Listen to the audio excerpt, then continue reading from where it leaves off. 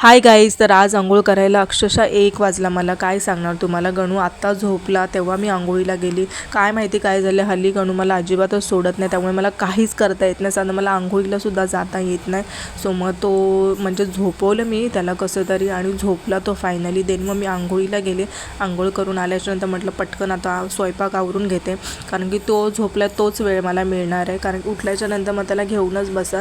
खेळतो तसा, नाही असं नाही खेळतो, पण मी त्याला सतत अशी जवळ लागते, म्हणून मग मला काहीच करता येत नाही.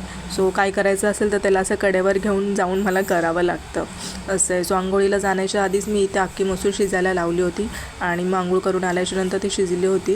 सो इथे मी फोडणी देते आणि अख्खी मसूर ना काही शिजवताना मी टमॅटो आणि कांदा टाकते. शिजल्याच्यानंतर मग मी त्याच्यात हळद, मीठ, तिखट जे काय असेल ते मिक्स आधीच करून घेते आणि फोडणी फक्त मी इथे लसूण कढीपत्त्याची देते. सो मस्त लागते खायला. आणि शेंगदाण्याचा कूट असेल तर टाकला तरी चालते किंवा नाही टाकला तरी चालतं, पण छान लागते खायला. सो इथे त्याची दाल खिचडी तर बनून झालेली आहे आणि ते मी अख्खे मसूरचं सारची तयारी चालू आहे. आणि मग आता मी अख्खे मसूर झाल्याच्यानंतर मी इथे साईडला भात लावेन.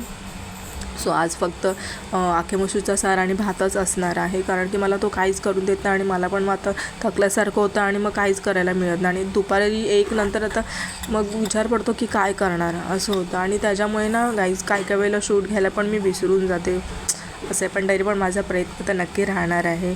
सो असं पण तुम्ही नक्की मला सपोर्ट करत राहा. माझ्या चॅनेलला सबस्क्राईब करा प्लीज गाईज. सो आणि लाईक पण करत राहा असं आहे. देन मग सगळं झाल्याच्यानंतर किचन मी चकाचक करत होते, कारण की किती काही झालं तरी गॅस खराब होता कामा नये. सो इथे माझ्या अख्ख्या मसुरीचा रस्सा